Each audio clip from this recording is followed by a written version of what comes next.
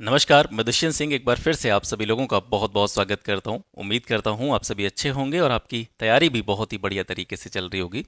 UPPSC RO और UPPCS pre को ध्यान में रखते हुए हम यूपी स्पेशल जीके को कवर कर रहे हैं और आज के इस क्लास में हम उत्तर प्रदेश की कला और संस्कृति के विषय में बात करने वाले हैं। इससे पिछली क्लास में हमने उत्तर प्रदेश के पूरे इतिहास को कवर किया है। अगर आपने पिछला वीडियो नहीं देखा है तो इस चैनल पर मैंने यूपी स्पेशल के नाम से एक पूरी की पूरी प्लेलिस्ट बना रखी है, उसमें जाकर के आप पिछली वीडियोस को देख सकते हैं। आज के इस क्लास में हम आर्ट एंड कल्चर को पढ़ने वाले हैं, कला और संस्कृति को पढ़ने वाले हैं। तो सबसे पहले आपको ये पता होना चाहिए कि क्या क्या आज के इस क्लास में हम पढ़ेंगे। आज के इस क्लास में हम सबसे पहले पढ़ेंगे उत्तर प्रदेश के जो भी सांस्कृतिक संग्रहालय हैं, ठीक है, जो भी संस्थान हैं उनके बारे में बात होगी। इसके साथ साथ उत्तर प्रदेश के जो प्रमुख संगीत घराने हैं, उत्तर प्रदेश के लोक नृत्य, उत्तर प्रदेश के लोकगीत, ठीक है।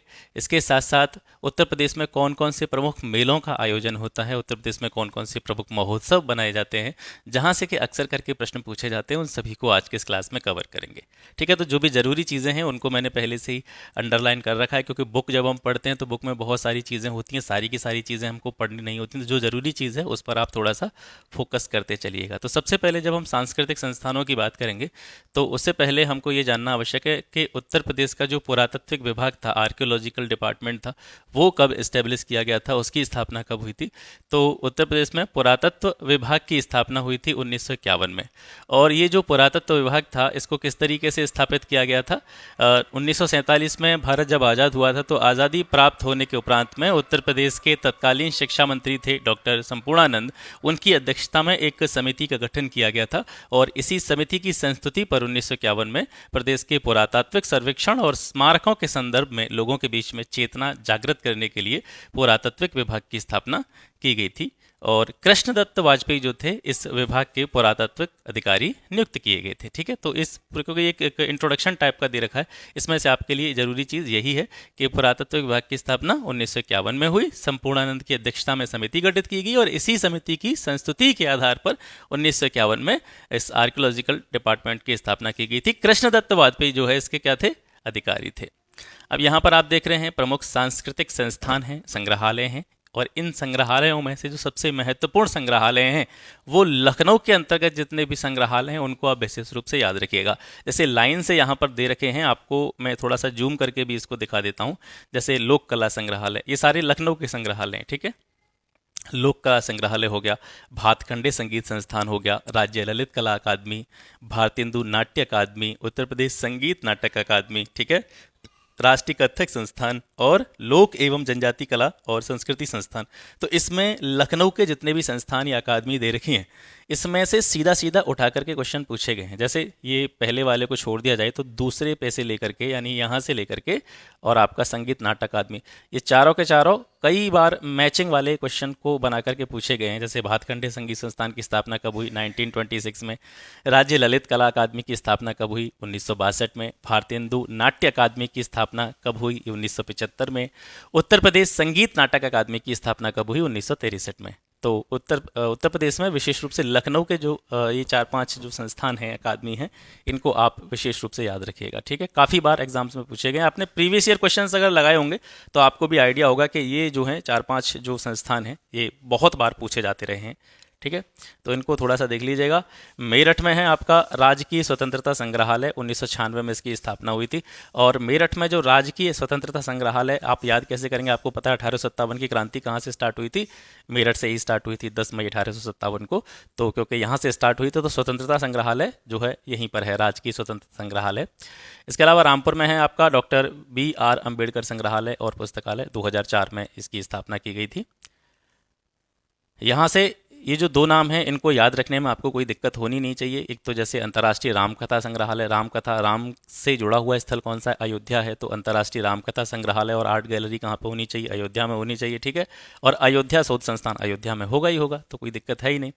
ठीक है, बौद्ध संग्रहालय अलग अलग हैं। जैसे आप देखिए कि सिद्धार्थ नगर में भी एक राजकीय बौद्ध संग्रहालय, कुशीनगर में भी एक राजकीय बौद्ध संग्रहालय है, क्योंकि आपको पता है कुशीनगर में ही महात्मा बुद्ध की मृत्यु हुई थी जिसको महापरिनिर्वाण कहा जाता है। तो यहाँ पर क्या है, राजकीय बौद्ध संग्रहालय हैं। इसके साथ साथ आपका गोरखपुर है, यहाँ पे भी राजकीय बौद्ध संग्रहालय। तो ये दो तीन जिले जो हैं एक दूसरे से जो सटे हुए हैं, जैसे सिद्धार्थनगर हो गया, कुशीनगर हो गया, गोरखपुर हो गया, इनमें क्या है राजकीय बौद्ध संग्रहालय स्थापित किए गए हैं। वाराणसी में है आपका लाल बहादुर शास्त्री स्मृति संग्रहालय। लाल बहादुर शास्त्री स्मृति संग्रहालय ये कहाँ आपका वाराणसी में है, 2018 में इसकी स्थापना हुई थी। ये क्वेश्चन इंपॉर्टेंट है, जनपदी संग्रहालय कहाँ पे है? जनपदी संग्रहालय ये आप याद रखेंगे सुल्तानपुर में, ठीक है, सुल्तानपुर में है आपका जनपदी संग्रहालय। 1989 में इसकी स्थापना हुई थी। और झांसी में है आपका राजकीय संग्रहालय, इसकी स्थापना जो हुई थी 1978 में हुई थी। अब यहाँ से देखते हैं, ये देखिए कि मथुरा में है आपका राजकीय जैन संग्रहालय, जिसकी स्थापना हुई थी 2003 में। और मथुरा क्योंकि आपको पता है ये बौद्ध धर्म से भी जुड़ा हुआ स्थल है, क्योंकि बौद्ध धर्म की काफ़ी सारी प्रतिमाएं यहाँ पे बनाई जाती थी। इसके साथ साथ ये जैन धर्म से भी जुड़ा हुआ स्थल है, ठीक है। तो राजकीय जैन संग्रहालय कहाँ पे है आपका? मथुरा में है। 2003 में इसको स्टैब्लिश किया गया था। इसके अलावा फर्रुखाबाद और कन्नौज में राजकीय पुरातत्व संग्रहालय जो हैं, जैसे कन्नौज में देखेंगे तो यहाँ पे 1996 में स्थापित हो गया था, और फर्रुखाबाद में जो है निर्माणाधीन है, बनाया जा रहा है राजकीय पुरातत्व संग्रहालय, ठीक है। तो ये कुछ प्रमुख चीज़ें थी। इसके बाद में इन सारी चीज़ों को एक लिस्ट बना करके यहाँ पर दिया गया है, तो इनको आप याद रखिएगा। मैं दोबारा से फिर आपको रिकॉल कर देता हूँ। जितनी बार ये चीज़ें आप पढ़ लें उतनी बार आपके लिए फ़ायदा रहेगा, क्योंकि इनमें कोई कॉन्सेप्ट तो होता नहीं है कि उसमें समझाया जाए कुछ। ये सारी चीज़ें ऐसी हैं जिनको किसी न किसी तरीके से आपको सिर्फ याद ही करना है, और याद कौन कौन सी चीज़ें करनी है वो मैं आपको बताते ही चल रहा हूँ, ठीक है। तो विशेष रूप से लखनऊ वाले जितने भी संस्थान हैं उनको आप याद रखिएगा, काफ़ी बार क्वेश्चन यहाँ से पूछा जाता है। भातखंडे ये लखनऊ में है, जुलाई 1926 में स्थापना। राज्य ललित कला अकादमी ये भी लखनऊ में है, और फरवरी 1962 में इसकी स्थापना। भारतेंदु नाट्य अकादमी अभी हम थोड़ी देर पहले देख भी रहे थे, फिर दोबारा से एक बार पढ़ लीजिए, जितनी बार पढ़ लेंगे उतनी बार फायदा है आपके लिए, ठीक है। 1975 में इसकी स्थापना हुई।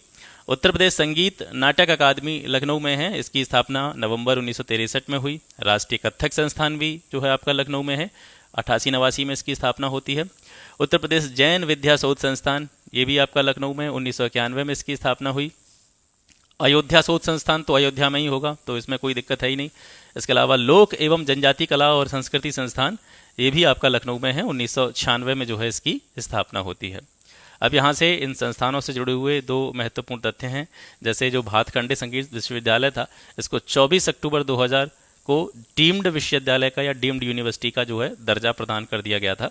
तो ये भी क्वेश्चन पूछा गया है, याद रखेंगे कि भातखंडे संगीत संस्थान को या भातखंडे संगीत विश्वविद्यालय को डीम्ड यूनिवर्सिटी का दर्जा कब प्रदान किया गया था? तो 24 अक्टूबर 2000 को।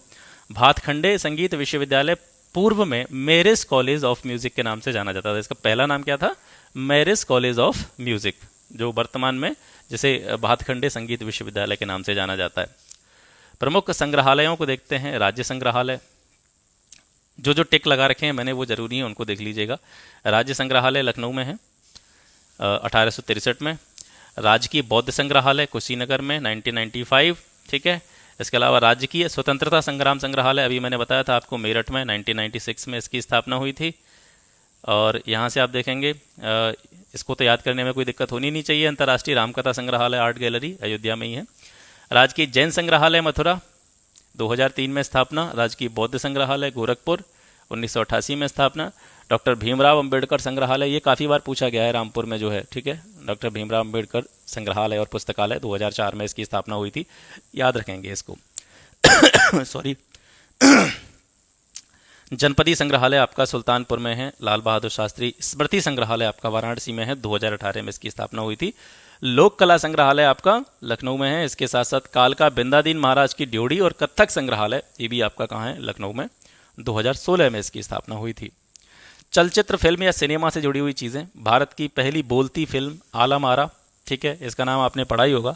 आलम आरा के निर्देशक जो थे श्री बीपी मिश्र, ये कहाँ के निवासी थे? ये उत्तर प्रदेश के निवासी थे।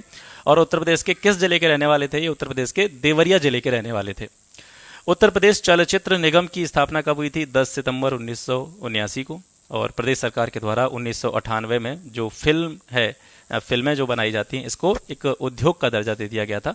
फिल्मों को उद्योग का दर्जा कब मिला? 1998 में। और यूपी गवर्नमेंट के द्वारा पहली फिल्म नीति कब घोषित की गई थी? तो ये 1999 में घोषित की गई थी।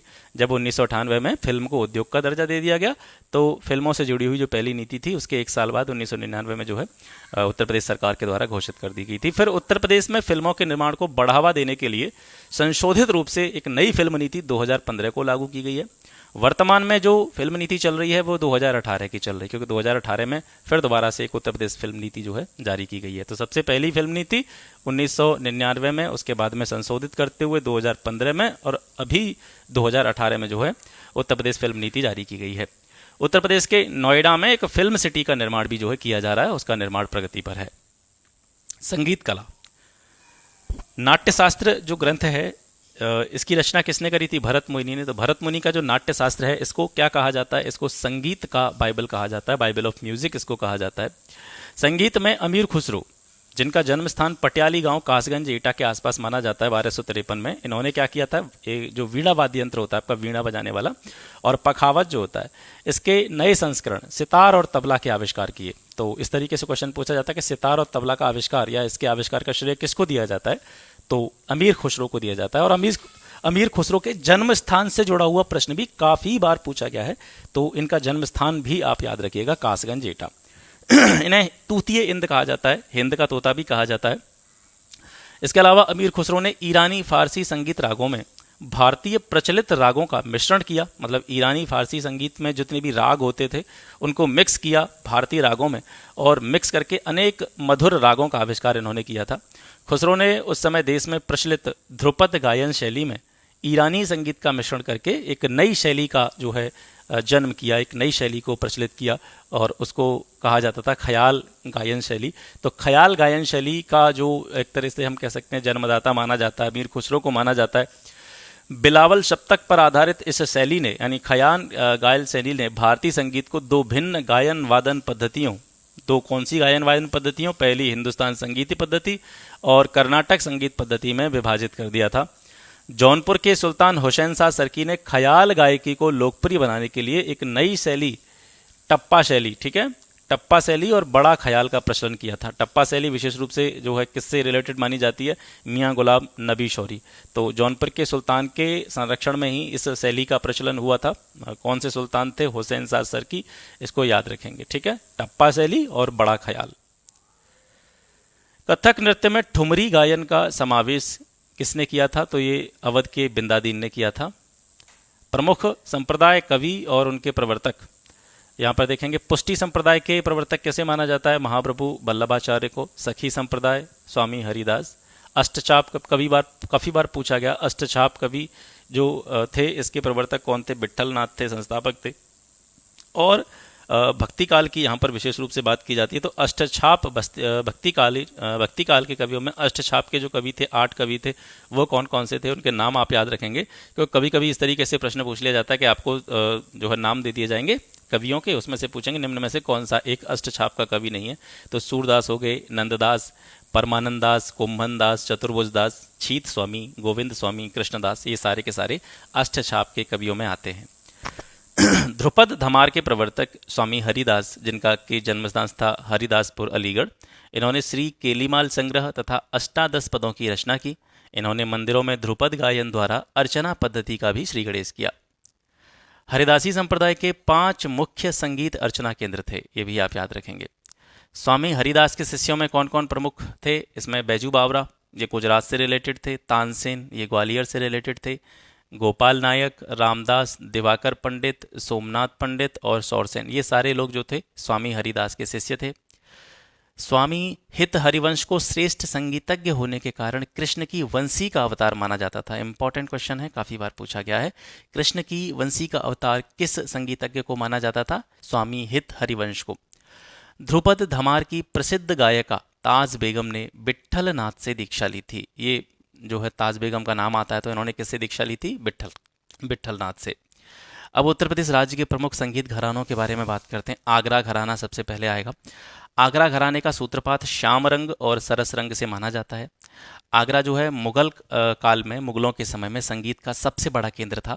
इसे कब्बाल बच्चा घराना भी कहा जाता है। आगरा घराना को क्या कहा जाता है? कव्वाल बच्चा घराना भी इसको कहा जाता है। उस्ताद फैयाज़ खां, रज़ा हुसैन, विलायत हुसैन खां, ये सारे लोग जो थे इस घराने के प्रमुख संगीतकार माने जाते हैं।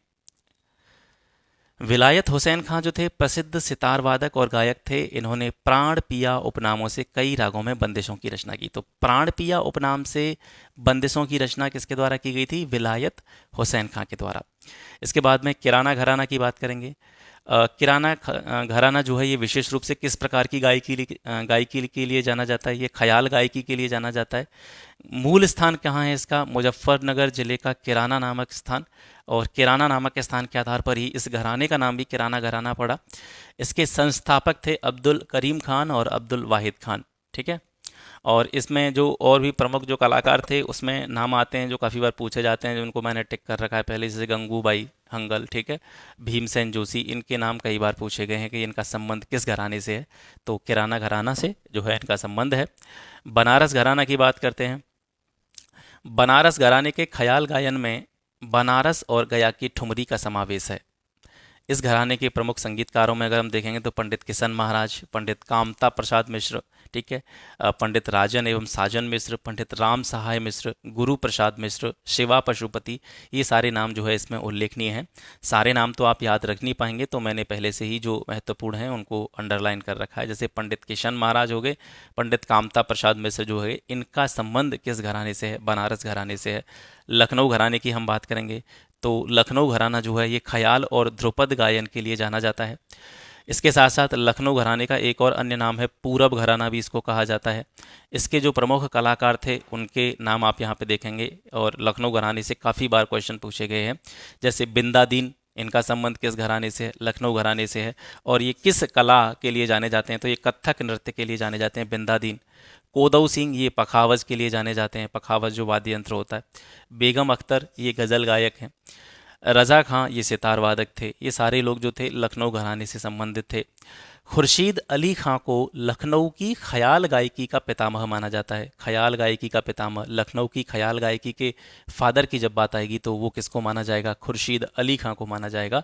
एक बहुत ही महत्वपूर्ण प्रश्न, ये काफ़ी बार आपने प्रीवियस ईयर क्वेश्चंस में देखा होगा कि किसके समय में या किस नवाब, लखनऊ के किस नवाब के काल में ठुमरी को जो है सबसे ज़्यादा लोकप्रियता मिली थी, और ऐसा कौन सा लखनऊ का नवाब था जो अख्तर पिया उपनाम से जो है बंदिशें तैयार करता था या सारी चीज़ें जो है इनके द्वारा प्रिपेयर करी जाती थी? तो वाजिद अली शाह, लखनऊ के अंतिम नवाब वाजिद अली शाह के काल में ठुमरी को सबसे ज़्यादा जो है पॉपुलरिटी मिली थी, लोकप्रियता मिली थी।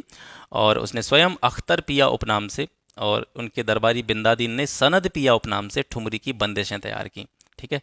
तो बिंदादीन ने, जो कि वाजिद अली शाह के दरबारी थे, इन्होंने सनद पिया उपनाम से ठुमरी की बंदिशें तैयार की थीं, और अख्तर पिया उपनाम से नवाब वाजिद अली शाह ने जो है ठुमरी की बंदिशें तैयार की थीं।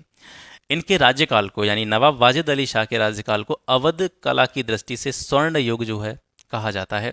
नवाब वाजिद अली शाह रहस्य नृत्य का आयोजन करते थे, और सबसे महत्वपूर्ण बात यह है कि जब इस रहस्य नृत्य का आयोजन किया जाता था तो इसमें कृष्ण की भूमिका स्वयं नवाब वाजिद अली शाह के द्वारा निभाई जाती थी। ये प्रश्न भी पूछा गया है कि कौन सा नवाब रहस्य नृत्य के आयोजन में कृष्ण की भूमिका को स्वयं निभाता था? तो नवाब वाजिद अली शाह। बिंदादीन के बाद में शंभू महाराज, लक्षू महाराज, बिरजू महाराज, कालका महाराज, अच्छन महाराज, इन लोगों ने कथक शैली को एक नई दिशा देने का काम किया। इसके अलावा उस्ताद सखावत हुसैन खां का नाम भी आप याद रखेंगे। इनका संबंध किससे है? सरोद वादन से है। पंडित अयोध्या प्रसाद का संबंध जो है पखावज के वादन से है। और ध्रुवतारा जोशी ये सितार वादन के लिए जाने जाते हैं। सहारनपुर घराना, इस घराने के प्रवर्तक थे खलीफा मोहम्मद जमा, और खलीफा मोहम्मद जमा एक प्रसिद्ध सूफी संत थे। ये घराना अलाप के लिए, होरी, ध्रुपद गायन के लिए, इन सारी चीज़ों के लिए प्रसिद्ध है। सहारनपुर के बहराम खां को पंडित की उपाधि दी गई थी, याद रखेंगे। रामपुर घराने की बात करते हैं। रामपुर रियासत के नवाब हामिद अली स्वयं संगीत प्रेमी थे, और तत्कालीन मूर्धन्य संगीतज्ञ उस्ताद वजीर खां के ये शिष्य थे। इस घराने के जो प्रमुख कलाकार हैं उनमें आप मोहम्मद हुसैन, उस्ताद अलाउद्दीन खां, उस्ताद मुश्ताक हुसैन खां और उस्ताद सादिक अली खां के नाम याद रख सकते हैं। फतेहपुर सीकरी घराना, ये मुगल कालीन घराना है जो ध्रुपद और ख्याल गायकी के लिए जाना जाता है। ठीक है, ध्रुपद और ख्याल गायकी के लिए फतेहपुर सीकरी घराने को जाना जाता है। इसकी शुरुआत मुगल बादशाह जहांगीर के काल में दो भाइयों से मानी जाती है, जिनका नाम था जैनू खां और जोरावर खां। और घसीट खां जो है फतेहपुर सीकरी घराने के एक प्रसिद्ध कलाकार के रूप में जाने जाते हैं। खुर्जा या अलीगढ़ घराना, इस घराने का आरंभ नत्ते खां के पुत्र जोधे खां से माना जाता है। अलीगढ़ घराने का प्रारंभ कहाँ से माना जाता है? जोधे खां से माना जाता है, जो दिल्ली दरबार में पहले रहा करते थे, बाद में आकर के कहाँ पे बस गए थे? खुर्जा बस गए थे। इस घराने के गफूर बख्श श्रेष्ठ सितार वादक थे। इटावा घराने की बात करें तो यह घराना सितार वादन के लिए विशेष रूप से जाना जाता है। इटावा किसके लिए जाना जाता है? सितार वादन के लिए जाना जाता है। इसका एक दूसरा नाम भी है इटावा घराने का, गौरीपुर घराना भी इसको कहा जाता है। इस परंपरा के जो सबसे लोकप्रिय कलाकार थे, पॉपुलर आर्टिस्ट थे, वो थे इमदाद खां। इनका नाम आप याद रखेंगे। इनका संबंध किससे है? इटावा घराने से है। बिस्मिल्लाह खां के साथ सही अर्थों में सफल जुगलबंदी करने वाले उस्ताद विलायत खां ने इटावा की संगीत परंपरा को और समृद्ध किया। शाहजहांपुर घराना, ये सरोद वादन के लिए जाना जाता है। ठीक है, देखिए, इटावा घराना सितार वादन के लिए जाना जाता है, शाहजहांपुर घराना सरोद वादन के लिए जाना जाता है। भिंडी बाजार घराना की बात करेंगे, मुरादाबाद के छज्जू खां, नज़ीर खां, खादिम हुसैन खां ने बम्बई के भिंडी बाजार में इस घराने की गायकी परंपरा की शुरुआत की थी। इसके अलावा लता मंगेशकर ने भी जो अपनी एक तरह से संगीत की शिक्षा प्राप्त की थी, तो वो अमान अली खां से प्राप्त करी थी। लता मंगेशकर ने अमान अली खां से संगीत की शिक्षा प्राप्त की थी, और अमीन अली खां जो थे, ये भिंडी बाजार घराने से ही संबंध रखते थे। आधुनिक शास्त्रीय गायन का पिता किसको माना जाता है? उस्ताद फैयाज खां को माना जाता है, जिन्हें आफ्ताब ए मौसीकी, हिंदी में बोलेंगे संगीत का सूर्य, इस उपाधि से सम्मानित किया गया था। बनारस घराने के प्रसिद्ध सितार वादक पंडित रविशंकर, जो कि जिनको के भारत रत्न से भी सम्मानित किया गया था, ये महान सितार वादक उस्ताद अलाउद्दीन खां के सिद्ध शिष्य थे। जो कि अलाउद्दीन खां किस घराने के से थे? ये जो है भिंडी बाजार घराने के थे। तो बनारस घराने के जो प्रसिद्ध सितार वादक थे पंडित रविशंकर, ये भिंडी बाजार घराने के उस्ताद अलाउद्दीन खां के शिष्य थे। प्रयागराज की गायिका जानकी बाई उर्फ छप्पन छुरी, कई बार प्रश्न पूछा गया है। प्रयागराज की गायिका हैं जानकी बाई उर्फ छप्पन छुरी या केशर बाई। ये अपनी मीठी आवाज़ के लिए काफ़ी प्रसिद्ध थीं। यहाँ से देखते हैं मेलों के संबंध में। उत्तर प्रदेश में जो सबसे ज़्यादा मेले लगते हैं वो मथुरा में लगते हैं। 86 मेले जो है अकेले मथुरा में लगते हैं। ठीक है, तो यहाँ से आप याद रखेंगे। सर्वाधिक मेले यूपी में कहाँ पे लगते हैं? मथुरा में। कैलाश मेला ये आगरा में लगता है, और आपका शाकंबरी देवी मेला ये सहारनपुर में लगता है। बटेश्वर मेला ये आपका आगरा में लगता है। पढ़ने आपको सब सारे हैं, बहुत ज़्यादा इसमें वैसे भी देनी नहीं दे रखे हैं। जो भी महत्वपूर्ण है वो सारी चीज़ दे रखी हैं, लेकिन उसमें से भी मैं जो चीज़ों को सॉर्ट आउट करते चल रहा हूँ। पढ़ते आप सभी को चलिए, लेकिन जिनको मैंने टिक कर रखा है उन पर थोड़ा सा ज़्यादा ध्यान दिएगा, क्योंकि मैंने उन्हीं चीज़ों को टिक किया है जो रिपीट हुई हैं पिछले पेपर्स में। तो शाकंबरी देवी मेला सहारनपुर में, श्रावणी मेला फर्रुखाबाद में, बटेश्वर मेला थोड़ा सा ध्यान से देखिएगा, पशु मेला है। बटेश्वर में जो मेला लगता है ये पशु मेला है, आगरा में लगता है। गढ़मुक्तेश्वर गंगा मेला ये हापुड़ में लगता है। ध्रुपद मेले का आयोजन कहाँ पे किया जाता है? वाराणसी में किया जाता है। ठीक है, नौचंदी मेला कई बार पूछा गया है, कहाँ पे लगता है? मेरठ में लगता है। गोला गोकर्णनाथ मेला जो है ये आपका लखीमपुर खीरी में लगता है। यहाँ से आप देखेंगे ढाई घाट मेला ये शाहजहांपुर में। खिचड़ी मेला कहाँ पे लगता है? ये गोरखपुर में लगता है। लट्ठमार होली आपको पता ही है, बरसाना मथुरा में मनाई जाती है। सोरों मेला, सोरों एक स्थान है कासगंज एटा के पास, तो ये जो है सोरों मेला कासगंज में लगता है। बल सुंदरी देवी मेला ये लगता है आपका अनूप शहर बुलंदशहर में। सैयद सालार का उर्स, इसका आयोजन कहाँ पे किया जाता है? बहराइच में। और देवा शरीफ मेला ये आपका बाराबंकी में लगता है। मकनपुर मेला ये बिल्हौर कानपुर में लगता है। ददरी मेला जो कि भारत का दूसरा सबसे बड़ा पशु मेला है, इसको बलिया में आयोजित किया जाता है। श्रृंगी रामपुर मेला ये फर्रुखाबाद में लगता है। रामायण मेला चित्रकूट में लगता है। गोविंद साहब मेला ये आजमगढ़ अंबेडकर नगर में आयोजित किया जाता है। शुक्रताल मेला इंपॉर्टेंट है, इसको याद रखिएगा, मुजफ्फरनगर में लगता है।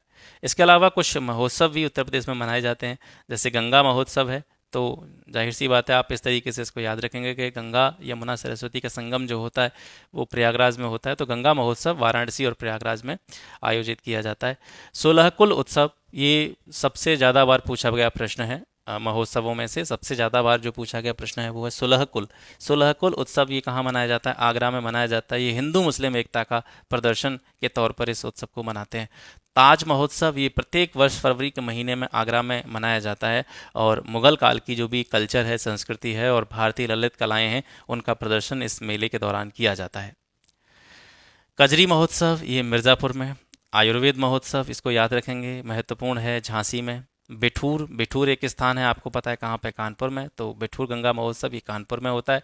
प्रत्येक वर्ष में कार्तिक मास में जो है इसका आयोजन किया जाता है।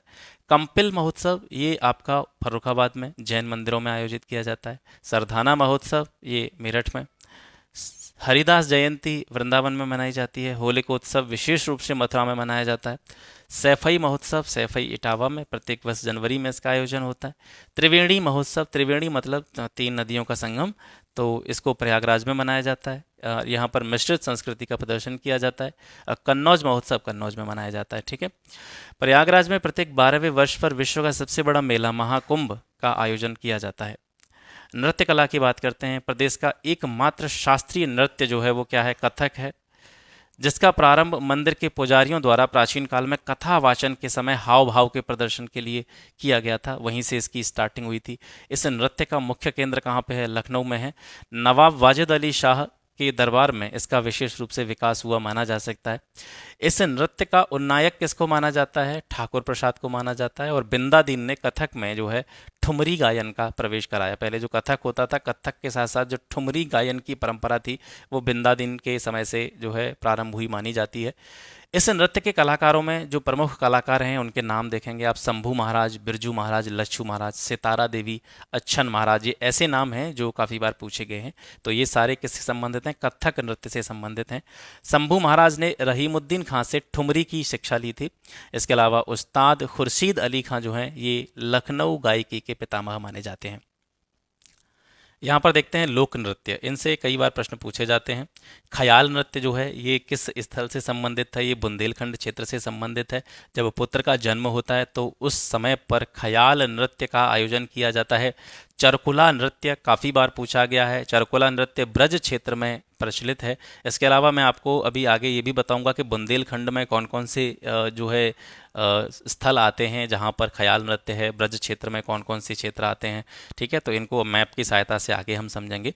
चरकुला नृत्य काफ़ी बार पूछा गया है। यहाँ पर क्या होता है, रथ के पहिए पर घड़ा को रख करके एक नृत्य किया जाता है चरकुला नृत्य में। रहुला नृत्य जो है ये बुंदेलखंड में प्रचलित है। लोक कथन कहावतों का जो है मंचन किया जाता है इसमें। पाई डंडा नृत्य ये भी बुंदेलखंड का नृत्य है। बुंदेलखंड के विशेष रूप से अहीरों के द्वारा इस नृत्य का आयोजन किया जाता है। राई नृत्य जिसको कि मयूर नृत्य भी कहा जाता है ये भी बुंदेलखंड का नृत्य है। कार्तिक गीत नृत्य ये भी बुंदेलखंड का नृत्य है। चौरसिया नृत्य याद रखेंगे, ये जौनपुर में आयोजन इसका किया जाता है। कहारों के द्वारा किया जाने वाला नृत्य है। कर्मा ये मिर्ज़ापुर और सोनभद्र से संबंधित है। यहाँ की जो जनजातियाँ हैं उनके द्वारा कर्मा नृत्य का आयोजन किया जाता है। धुरिया नृत्य जो है ये बुंदेलखंड का नृत्य है और जो बुंदेलखंड के कुम्हार लोग होते हैं इस नृत्य को स्त्री का वेश धारण करके जो है करते हैं। लट्ठमार दीवारी नृत्य जो है ये चित्रकूट में मनाया जाता है दीपावली के अवसर पर।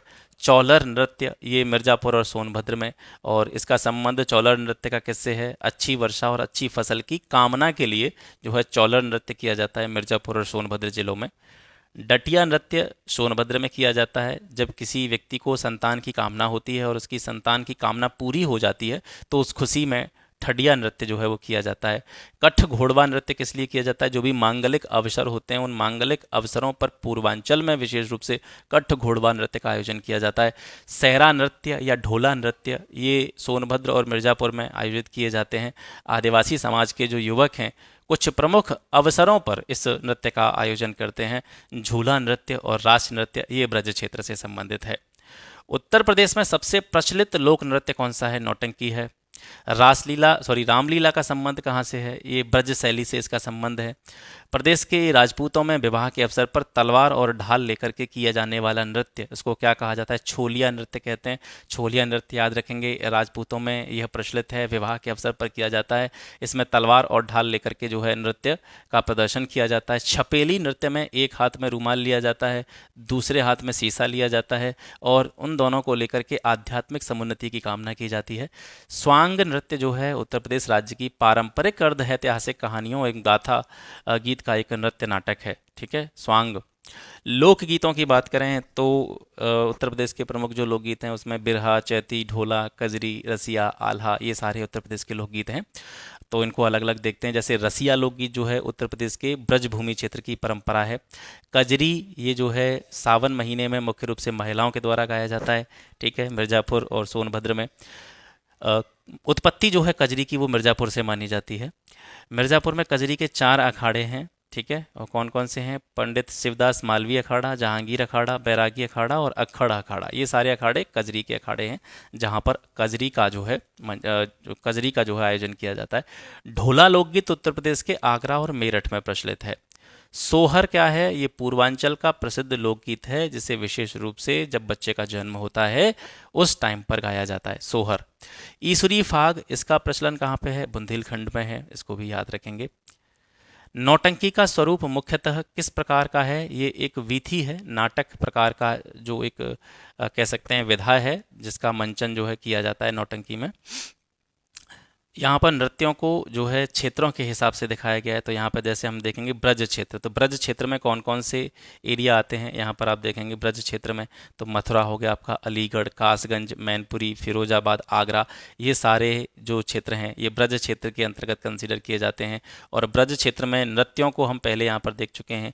चरकुला हो गया, रास नृत्य हो गया, झूला, रसिया, ये सारे ब्रज क्षेत्र के जो हैं लोक नृत्य हैं। यहाँ पर आप देखेंगे पूर्वांचल, पूर्वांचल एक बड़ा पोर्शन है। यहाँ पर देखेंगे तो पूर्वांचल जो है इसमें पूरा आप देखेंगे उत्तर प्रदेश का जो पूर्वी हिस्सा है ये पूरा पूर्वांचल के नाम से जाना जाता है। ठीक है, बहराइच, श्रावस्ती, बलरामपुर, सिद्धार्थनगर, महाराजगंज। ठीक है, यहाँ से ये पूरे जो डिस्ट्रिक्ट हैं ये पूर्वांचल के अंतर्गत आते हैं। ये सारे जो लोकगीत हैं ये हम पहले पढ़ चुके हैं तो बार बार रिपीट करने की इनको ज़रूरत है नहीं। यहाँ पर केवल मैं आपको ये बताने की कोशिश कर रहा हूँ कि जब भी पूर्वांचल का नाम आए तो आप इस तरीके से देखें। बुंदेलखंड, बुंदेलखंड वाला क्षेत्र ये है आपका, ये बुंदेलखंड क्षेत्र में आता है। ठीक है, ये जो है बुंदेलखंड में आता है। यहाँ से ये जो है बुंदेलखंड क्षेत्र है जिसमें कि जालौन हो गया आपका, झांसी, महोबा, बांदा, है ना, ललितपुर हो गया आपका, ये सारे बुंदेलखंड के हैं। और यहाँ के जो नृत्य हैं वो हम पहले पढ़ चुके हैं। तो यहाँ पर मेरा उद्देश्य है केवल आपको ये बताना कि ब्रज क्षेत्र कौन सा क्षेत्र है, बुंदेलखंड कौन सा क्षेत्र है, पूर्वांचल कौन सा क्षेत्र है। कुछ अन्य महत्वपूर्ण तथ्यों को देखते हैं। साधना नाट्य कला केंद्र ये कहाँ पे है? गाजियाबाद में है। ये इंपॉर्टेंट है, इसको याद रखिएगा। नेहरू बाल भवन और नक्षत्रशाला ये प्रयागराज में है। उत्तर प्रदेश में भारतीय जननाट्य संघ द्वारा रंगमंच से संबंधित प्रथम पत्रिका रंगमंच नाम से 1953-54 में प्रकाशित की गई, जो कालांतर में अभिनय के नाम से प्रकाशित होने लगी। तो रंगमंच जो पत्रिका थी 1953-54 में ये पब्लिश हुई थी और इसको बाद में अभिनय के नाम से जो है जाना गया। जुलाई 1976 में उत्तर प्रदेश संगीत नाटक अकादमी के द्वारा प्रदर्शनकारी कलाओं को समर्पित त्रैमासिक पत्रिका छाया नट आरंभ की गई। तो छाया नट का आरंभ जो है वो कब से हुआ है? जुलाई 1976 से हुआ है। और किसके द्वारा ये छाया नट पत्रिका निकाली जाती थी? तो उत्तर प्रदेश संगीत नाटक अकादमी के द्वारा। विशुद्ध नाटक रीति से लिखा गया पहला नाटक उत्तर प्रदेश का कौन था? नहुष था, जिसके लेखक कौन थे? बाबू गोपाल चंद्र। आधुनिक विधि से मंचित, जिसका मंचन किया गया था, मतलब मंच पर जिसका प्रदर्शन किया गया था, ऐसा प्रथम नाटक कौन था? जानकी मंगल था। और जानकी मंगल नाटक की रचना किसने करी थी? शीतला प्रसाद त्रिपाठी ने करी थी। और ये बहुत इंपॉर्टेंट पॉइंट है। दुमपुख्त क्या है? दुमपुख्त, दुमपुख्त जो है उत्तर प्रदेश में लखनऊ जो डिशेज होती हैं, लखनऊ जो व्यंजन होते हैं उनको पकाने की विधि है जिसको दुमपुख्त कहा जाता है, इसको याद रखेंगे। चित्रकला और मूर्तिकला। प्रदेश में आधुनिक चित्रकला का विकास 20वीं शताब्दी के प्रारंभ में स्टार्ट होता है जब 1911 में लखनऊ में राजकीय कला और शिल्प में महाविद्यालय की स्थापना की जाती है। तो इसको याद रखेंगे कि लखनऊ में राजकीय कला और शिल्प महाविद्यालय की स्थापना कब की गई? 1911 में की गई। मध्यकाल में प्रदेश की प्रमुख चित्रकला शैली मुगल शैली थी, विशेष रूप से जिसको आगरा शैली भी कहा जाता था। और इस आगरा शैली या मुगल शैली की नींव किसके द्वारा रखी गई थी? हुमायूं के द्वारा रखी गई थी। हुमायूं जो था फारस से 2 चित्रकारों को अपने साथ में लेकर के आया था। पहले का नाम था मीर सैयद अली और ख्वाजा अब्दुल समद। ये 2 चित्रकार थे जिनको हुमायूं के द्वारा फारस से भारत लाया गया था और यहीं से जो है मुगल चित्रकारी का प्रारंभ जो है हम मान सकते हैं। अकबर ने चित्रकारी के लिए एक अलग डिपार्टमेंट खोल दिया था। फिर जहांगीर के समय में मुगल चित्रकला जो थी अपने बिल्कुल चरमोत्कर्ष पर थी। और जहांगीर के समय को मुगल चित्रकला की दृष्टि से स्वर्ण युग भी कहा जाता है, ये भी आप याद रखेंगे। असित कुमार हलदार कला एवं शिल्प महाविद्यालय लखनऊ के प्रथम प्रधानाचार्य बने थे। उन्होंने लखनऊ में चित्रकला की वाश और टेम्पा नामक दो शैलियां शुरू की थीं, जो बाद में लखनऊ शैली के रूप में विकसित हुई थी। भारतीय कला परिषद की स्थापना कहाँ पे की गई थी? वाराणसी में की गई थी 1920 में। वर्ष 1950 में वाराणसी में भारत कला भवन की स्थापना जो है कहाँ पे की गई थी? काशी हिंदू विश्वविद्यालय में की गई थी। इसको भी आप याद रखेंगे। यहाँ से देखेंगे प्रमुख चित्रकार उत्तर प्रदेश के शिवनंदन नौटियाल, इनकी प्रमुख कृति है सत्यम शिवम सुंदरम। विश्वनाथ मेहता, प्यासा ऊंट, सोहाग बिंदी, सृष्टि, ये इनकी रचनाएं हैं, मतलब ये कृतियां हैं। रचनाएं दरअसल उसको कहते हैं जो लिखी जाती हैं, जो चित्रकार हैं वो कृति बनाते हैं। नंद किशोर शर्मा, इनके द्वारा कौन कौन सी कृतियों का निर्माण किया गया? कालीन ट्रे, चीनी बर्तनों के डिज़ाइन। इसके अलावा महेंद्र नाथ सिंह की बात करेंगे तो कांगड़ा और काशी शैली की विविधता के लिए इनको जाना जाता है।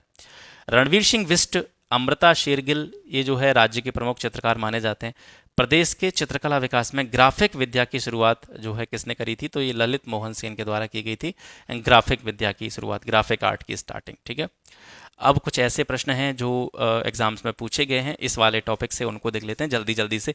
ज़्यादातर प्रश्न इसमें ऐसे ही आएंगे जिनको आप पढ़ चुके हैं, तो बहुत ज़्यादा इस पर आप दिमाग मत लगाइएगा। केवल ये आपको बताने के लिए है कि जो आप अभी पढ़ा है आपने जितना भी इस टॉपिक से यानी आर्ट एंड कल्चर से कौन कौन से क्वेश्चंस जो हैं अब तक पूछे गए हैं एग्जाम्स में, उनको देख लेते हैं।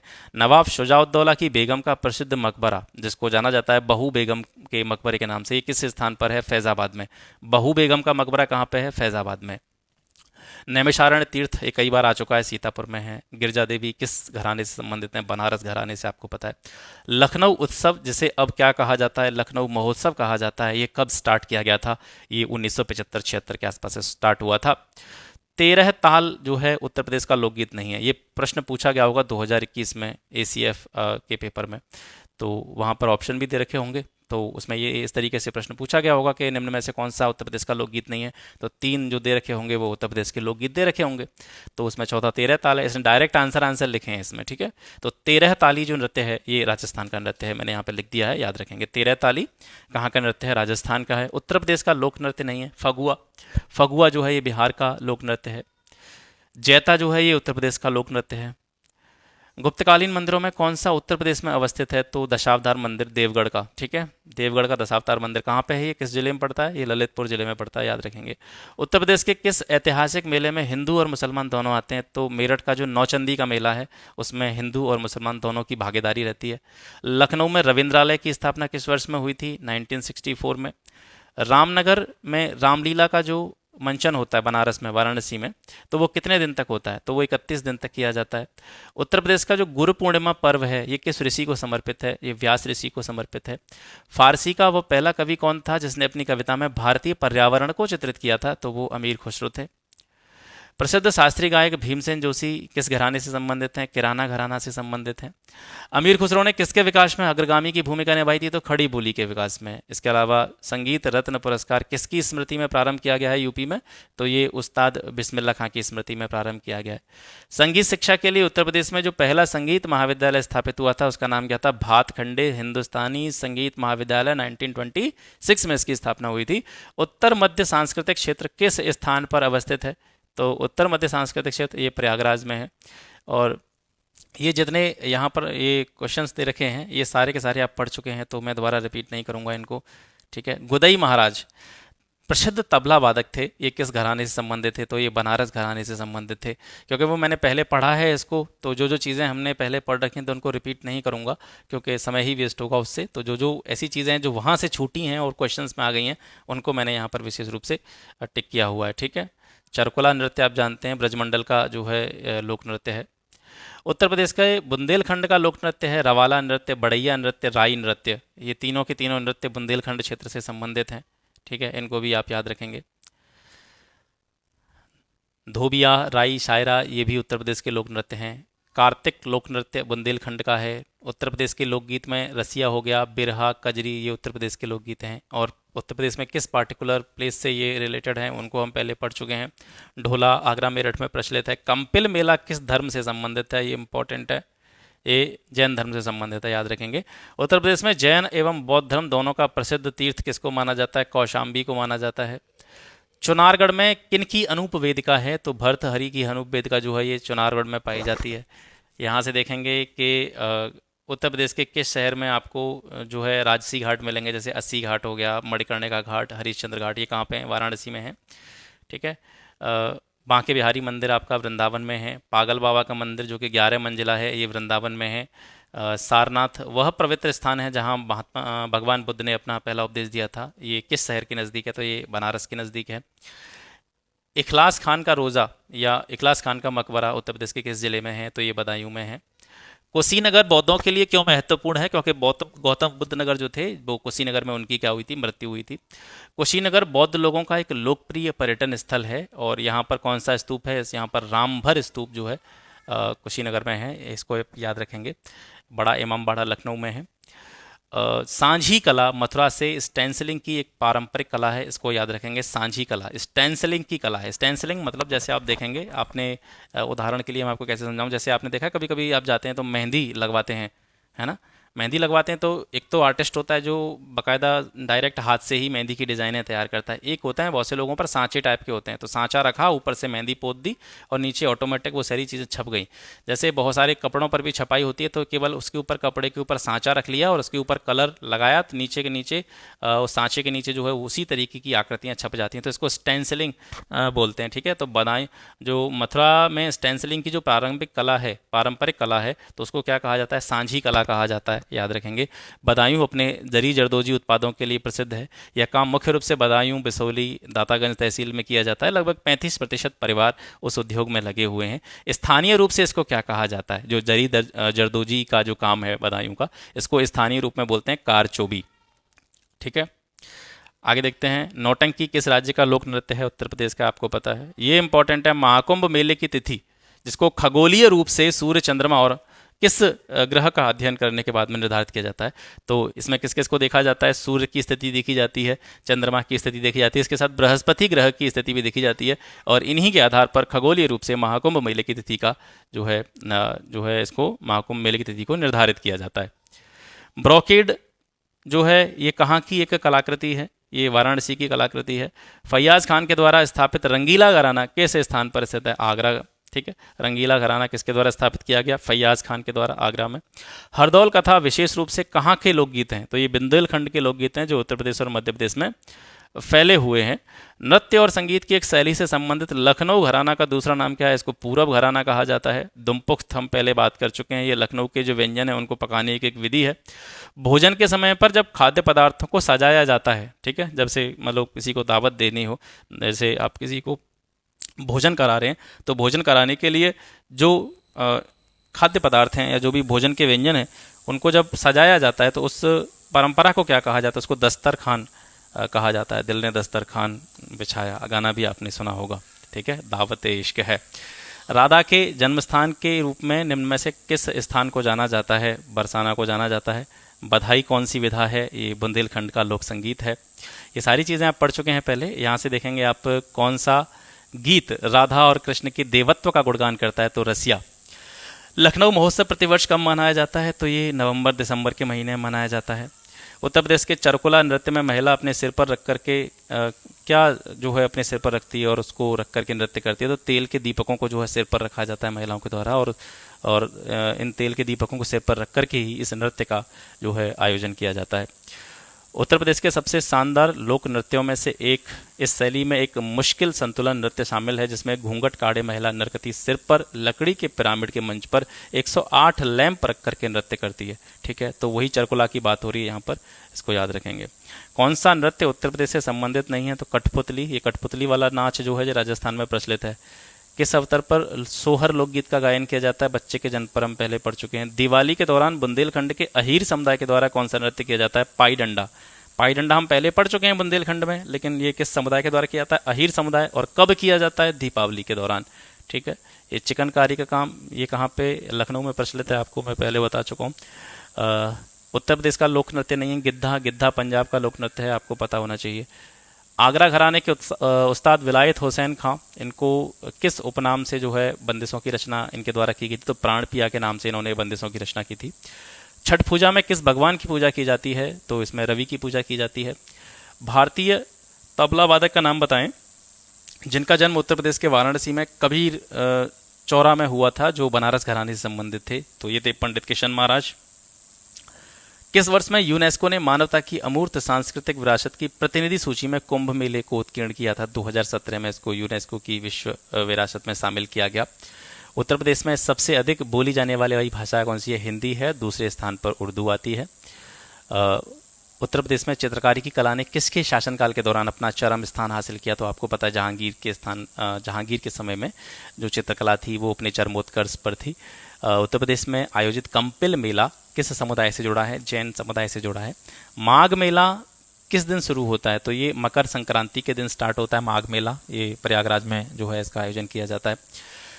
लखनऊ घराने की नींव किसके द्वारा रखी गई थी? तो बाछू खान के द्वारा रखी गई थी। कौन सा कथक घराना उस नृत्य शैली के आध्यात्मिक पहलुओं पर अधिक ध्यान देता है? तो बनारस घराना। भेड़कुंड जहां अर्जुन ने द्रौपदी से शादी करने के लिए मछली को निशाना बनाया था, ये कहां पर है? ये फर्रुखाबाद जिले में है। प्रसिद्ध सितार वादक नवाब इनायत खान उत्तर प्रदेश के किस जिले से संबंधित थे? तो ये इटावा से संबंधित थे। उत्तर प्रदेश में बारिश के मौसम में कौन से गीत गाए जाते हैं? तो कजरी गीत जो हैं बारिश के मौसम में गाए जाते हैं। एक रंग बिरंगा और मंत्र मुग्ध कर देने वाला मेला जो प्रत्येक वर्ष उत्तर प्रदेश के मेरठ में होली के कुछ दिनों बाद मनाया जाता है, तो नौचंदी मेला है।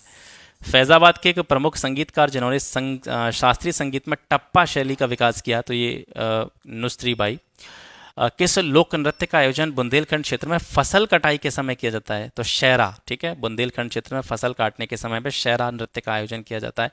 आगरा की मोती मस्जिद का निर्माण शाहजहां के द्वारा करवाया गया था। ब्रज भाषा बोलने वालों का घर किस क्षेत्र में आता है? तो निचली दोआब में जो लोग रहते हैं वो ब्रज भाषा बोलते हैं। ब्रज क्षेत्र उसी को कहा जाता है। प्रसिद्ध सूफी संत वारिश अली शाह जो थे, उनके वार्षिक उर्स के अवसर पर हिंदू कैलेंडर के कार्तिक महीने में प्रतिवर्ष बाराबंकी में जो मेला आयोजित किया जाता है उसको देवा शरीफ मेला कहते हैं। यहाँ से देखते हैं, प्रसिद्ध सूफी संत शेख सलीम चिश्ती की दरगाह उत्तर प्रदेश के कहाँ पे स्थित है, किस स्थल पर है? तो फतेहपुर सीकरी में है। वाराणसी के विश्वनाथ मंदिर का निर्माण किसके द्वारा करवाया गया था? तो रानी अहिल्याबाई के द्वारा करवाया गया था। और कौन सी भाषा उत्तर प्रदेश के सबसे कम लोगों के द्वारा बोली जाती है? तो वो है संस्कृत। ठीक है, तो ये हो गया आज का सेशन। आशा करता हूँ आज का क्लास आपको पसंद आया होगा। आज हमने कला संस्कृति से जुड़ी हुई जो भी महत्वपूर्ण चीज़ें थी उनको कवर कर लिया है।